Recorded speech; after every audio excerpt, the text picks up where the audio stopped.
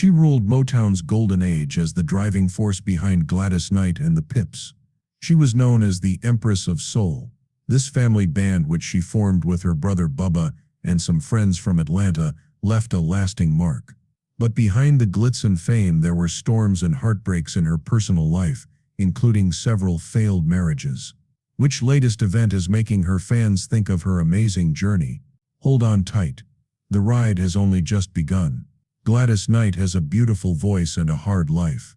Gladys Knight's voice has more soul than almost any other in music history. She was more than just a singer. She could feel every sound, every word, and every broken heart. We're not going to make it.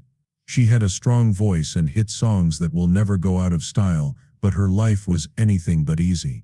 Love, loss, drug abuse, and hope. Her road has been full of ups and downs, triumphs and tragedies. Gladys Maria Knight, who was born on May 28, 1944, wasn't just meant to be a musician. It was meant to be for her.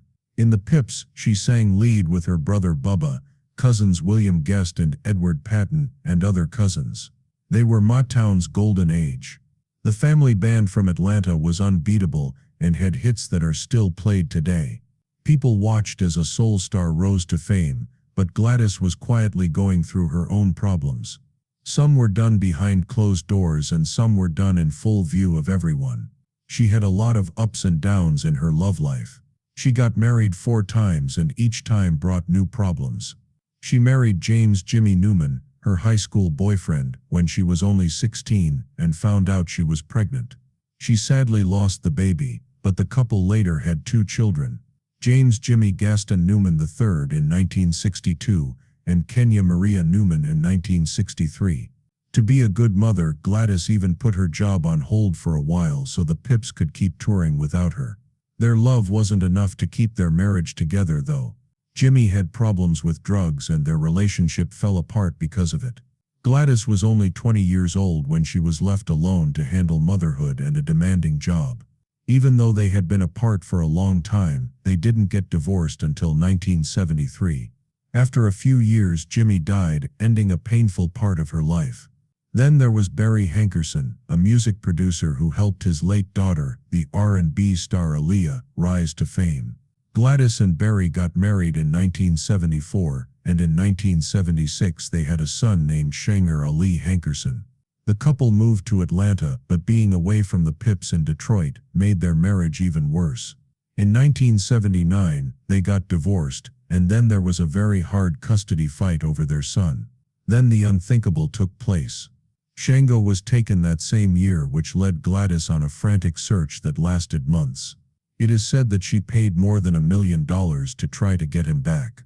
He was found in the end, but the experience left him with deep emotional scars. During all of this, Gladys was fighting a quiet enemy, his need to gamble.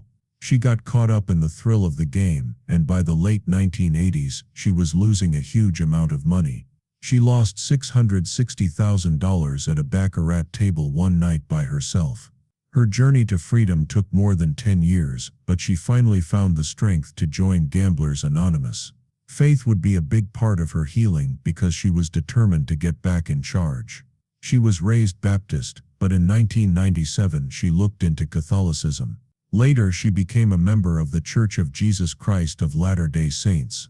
Her love wasn't just for one person. It turned into music, and she led the Grammy-winning Saints Unified Voices Gospel Choir and found new ways to inspire people. Gladys Knight never lost sight of what was important to her family, her faith, and her music, even when things went badly in her personal life and at work. Even though she found love again, tragedy still had more tests for her. Jimmy Newman III, her son and business boss, died suddenly of heart failure in 1999. He was only 36 years old. He left behind a wife and 3 young children. The family was heartbroken over his death. In typical Gladys way, she found the strength to keep going. She married William McDowell in 2001, which made their families into one big happy unit. There are 17 grandkids and 10 great-grandchildren in the Knight McDowell family. They were strong and loved each other. They moved to Fairview, North Carolina, and turned an old high school into a busy community center. This shows how dedicated she is to helping others. The story of Gladys Knight's life shows how to survive. The world sees her as a legend, but she is really a woman who has loved deeply, lost terribly, and come back stronger each time. And her story isn't over yet. From up-and-coming artists to giants. How Gladys Knight and the Pips got big. A big moment in the life of every great artist. The place where raw ability meets chance, making greatness possible. That time was coming up soon for Gladys Knight and the Pips. They had the voices, the drive, and the fire. It was just time for a break now. When their deal with Brunswick Records finished in 1959, the group didn't know what would happen next. Two women, Brenda Knight and Eleanor Guest, are leaving the group to spend more time with their families. It would have been simple to end things. But William Guest and Gladys Bubba wouldn't give up on their dream. Instead, they got back together and added cousin Edward Patton and friend Langston George to make the new group. Coming up with new ideas was important for staying alive, and the Pips were ready to show they had what it took. They worked hard to improve their stage appearance, make their harmonies stronger, and make their sound perfect. As they played at Atlanta clubs and talent shows, they became known as one of the most polished groups in the city. But being successful in their own town wasn't enough. For them to become famous, they had to become known all over the country. The song Every Beat of My Heart, which came out in 1961, was their big break. The song was first made for the Tiny Hunt label. It started getting played on the radio, which caught the attention of bigger record labels. The group re-recorded it with VJ Records because they saw a chance, and it paid off. The song went to number 1 on the R&B list, number 1 on the Billboard Hot 100, and number 6 on the Hot 100. All of a sudden, everyone could hear. But there were problems with the results. Their sudden fame led to a messy court case over who owned the song's rights. In 1962, Langston George quit the group while that disagreement was still going on. This left the Pips with just Gladys, Bubba, William, and Edward. That change made them famous and set the stage for their most famous moment. The group signed with Bobby Robinson's Fury Records because they wanted to keep the enthusiasm going. After that, they put out Letter Full of Tears, which also made it into the top 40. But even though they were becoming more well-known, they weren't making as much money as they had planned. In the mid-1960s, Gladys made the brave choice to leave the music business to focus on raising her young children. She was fed up with the politics and unfair deals in the business. The Pips kept playing, but without their star lead singer, it wasn't the same. Gladys eventually came back, and in 1966, the group signed with the famous Motown Records. This would change their lives forever. When they were part of Motown, they worked with some of the best singers and producers, taking their sound to a whole new level. Motown was a great place for Gladys Knight and the Pips to play because of its smooth and deep sound. But their energy wasn't quite the same as that of other acts on the label. They were different from groups like the Temptations and the Supremes because their music was more raw and had a gospel impact. But the group was determined to show that they were more than just supporting acts on the label's lineup of big names. At first, Motown wasn't sure how to sell them. I Heard It Through the Grapevine was their first big Motown hit, which came out in 1967. Gladys Knight and the Pips were the first to make the song a hit, rising to number 1-2 on the Billboard Hot 100. Marvin Gaye's version would become more popular later on. The honest feeling in the song and Gladys's strong vocals made them Motown legends. I couldn't go back after hearing about it through the gossip. After that, the group had a run of hits, such as If I Were Your Woman and Nitty Gritty Friendship Train. Each song showed how versatile they were. The Pips' smooth harmonies and Gladys's deep emotional singing made a sound that was all their own. But even though they were successful, they had a hard time at Motown. The label often put other acts ahead of stars like Diana Ross and Stevie Wonder because it already had a lot of them. Glory Night and the Pips had hits, but they didn't always get as much publicity as the other bands on their label. Over time, their anger grew, which made them think about other choices. In 1973, the band did something brave when they left Motown for Buddha Records. It was a dangerous choice. Motown was the biggest R&B label at the time, and it turned out to be the right choice. Gladys Knight and the Pips had their biggest hit yet with Buddha Records. Some of their most famous songs, like Midnight Train to Georgia, were on their first record with Buddha, Imagination. Their biggest hit was a heartfelt ballad about love and sacrifice. It went to #1 on the Billboard Hot 100 and won them a Grammy Award for Best R&B Singing Performance by a duo or group. Gladys Knight and the Pips were no longer just stars after that, they were stories. Throughout the 1970s, they had more and more hits, such as I've Got to Use My Imagination and Best Thing That Ever Happened to Me. With each song they proved once again that they were one of the best soul groups ever. Everyone knew their name now, but their best times were still to come. And each time it worked, one thing became clear. The Gladys Knight and the Pips were more than just a great band, they were future stars. A new age, starting over, being strong and getting better. Gladys Knight had a crazy time in the late 1970s. While she was making a name for herself as a solo artist, the Pips kept playing separately, dealing with the difficulties of not working together after decades of being together. It wasn't the end though, it was just a fresh start. Even though Gladys had some problems at first as a solo act, they kept going. Gladys Knight 1979 and Miss Gladys Knight 1978 were her first solo records. They showed how versatile she was and that her voice could stand on its own. Her more personal and thoughtful side came out in songs like I'm Coming Home Again and It's a Better Than Good Time. At the same time, the Pips signed with Columbia Records and put out their own music. Even though everyone else was good, it was clear that Gladys was the group's heart. Fans missed the magic that happened when they worked together. By the early 1980s, it was clear what would happen. Gladys Knight and the Pips got back together. The group signed with Columbia Records in 1980 and came back with the record About Love, which was produced by the famous Ashford and Simpson. The songs Landlord, Taste of Bitter Love, and Borgie Borgie all became R&B hits. Their skill and chemistry were still undeniable, even though they didn't make as much money as they used to. Gladys changed along with the music business. She changed with the times and liked the 1980s production style that was full of rich details, but her voice was still as raw and emotional as ever. The group came back into the public eye with the album Visions, which came out in 1983. The song Save the Overtime for Me, which was their first #1, was on it. One R&B hit in almost 10 years. They showed that they still had what it takes to rule the charts. Then came 1985, a year that would make Gladys Knight's reputation even stronger. For the charity song That's What Friends Are For, she worked with Dionne Warwick, Elton John, and Stevie Wonder. The song that raised money for AIDS research went viral around the world, topping the Billboard Hot 100 and getting a Grammy for Best Pop Performance by a duo or group. It wasn't just a hit, it took the world by storm.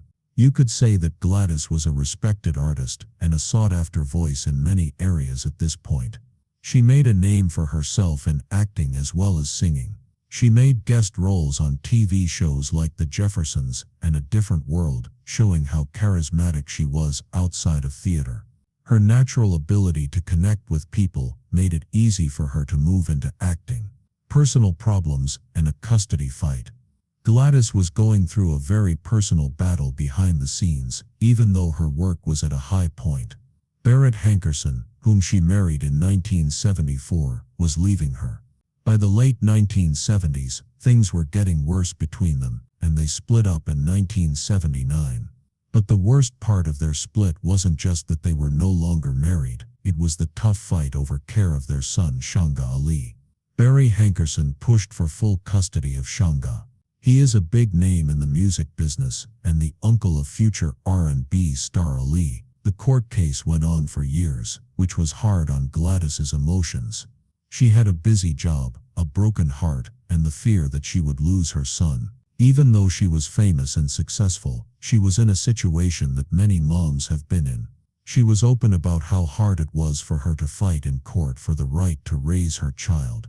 But she never changed how much she loved and cared for her son. After a long and hard court case, she was finally able to keep her bond with Shungo strong. A successful return. Gladys Knight and the Pips put out one last record together in 1987 called All Our Love. The 1980s were coming to an end. Love Overboard, their hit single, got them a Grammy for Best R&B Performance by a duo or group, showing that they were still a force in the business. But this record would be their last one. Gladys Knight and the Pips officially broke up in 1989 after being together for more than 30 years. The Pips stopped making music, and Gladys started the next part of her career, which would include more music, singing, and a bigger role in the entertainment business. She wasn't done yet, though, as usual. Things would get even stranger in the next 10 years. Stepping out into the light by myself. After the Pips broke up, Gladys Knight focused on her solo success in the 1990s. She signed with MCA Records and put out the record Good Woman 1991, which showed how she had grown as an artist and a woman. The hit single Men from the record went straight to the top of the R&B charts and made her a real solo star. The album also had collaborations with famous singers like Patti LaBelle, which showed that Gladys was just as good as the best. After 2 years in 1994, she released Just For You, which was also a big hit. It had songs like Next Time and I Don't Want to Know that got her a Grammy nod. There was also a big change during this time. The tone of Gladys's music became even more personal and thoughtful, with themes of love, faith, and strength. Gladys kept learning new things outside of music. In 1994, she was in the movie Hollywood Homicide, and on Broadway she was in Smokey Joe's Cafe. She was a true multi-talented entertainer because she could switch between singing and acting with ease. Along with her professional growth, she also went through an emotional change. Through her fame, she gave back to the community by getting more active in faith and charity. She became a member of the Church of Jesus Christ of Latter-day Saints in the late 1990s. This was a big choice that would affect the rest of her life. There was only a few months left until the new year, and Gladys Knight had no plans to slow down. Legacy that will never end, the eternal brilliance of Gladys Knight. As the years went by, Gladys Knight didn't just keep being a music star, she made it even bigger. Many artists became nostalgic over time, but she kept changing, showing that real greatness never goes away. Knight remained a strong force, easily connecting the past and present, even as the music business changed to include digital streaming and new genres. At 79 years old, she was still enchanting crowds, playing to packed houses, and making special visits that showed the world why she is still the Empress of Soul. Even though her voice was full of feeling and experience, it still had the power that made her famous decades ago. Gladys Knight was known for his music, but he was also a lasting figure of strength, grace, and faith. She talked a lot about the spiritual part of her life and how her strong faith in God kept her steady through the ups and downs of life.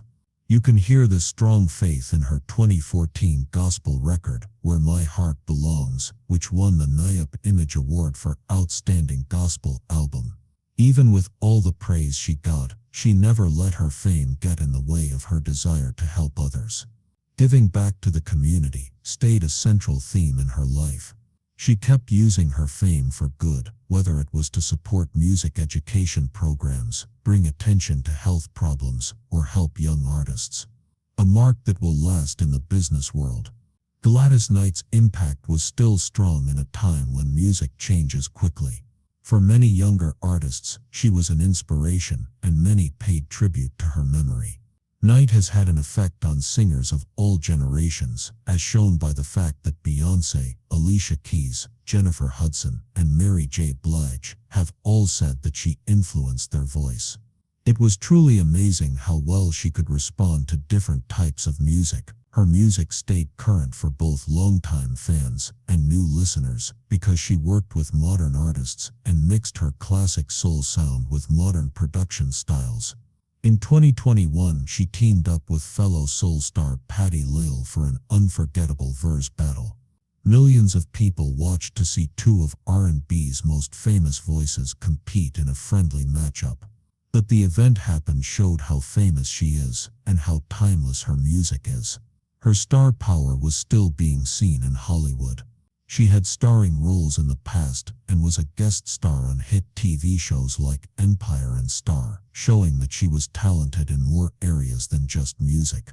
Her charm and honesty made her a natural on screen, which solidified her place in the history of entertainment. Spirit that can't be broken. Gladys Knight never lost her drive, even when things went badly in her personal life. The business world changed, and she lost close friends. Her life is still driven by her love for music, her friends, and her family. She won the Kennedy Center Honors in 2022, which is one of the greatest awards an American artist can get. As President Joe Biden and a room full of singers and other important people praised Gladys Knight, it was clear she was more than just a singer.